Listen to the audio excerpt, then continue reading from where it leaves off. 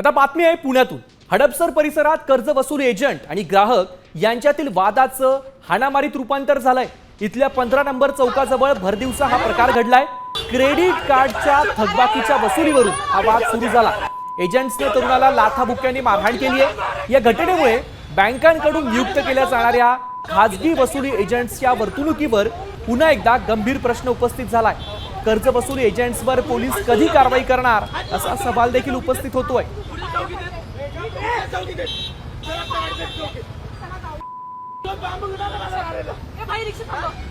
नेमकं काय झालं होतं?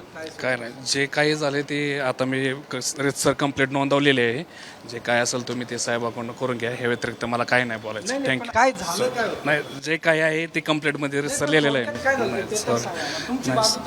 नाही, मी काय माझं जे काही होतं ना, मी सगळं कंप्लेंट रितसर केलेलं आहे, FIR केलेलं आहे। त्या व्यतिरिक्त मी काही बोलू शकत नाही। Thank you, sorry. नाही हो साहेब, नाही हो, नका प्रेशराईज करू। एकतर मी खूप टेन्शनमध्ये, नका करू।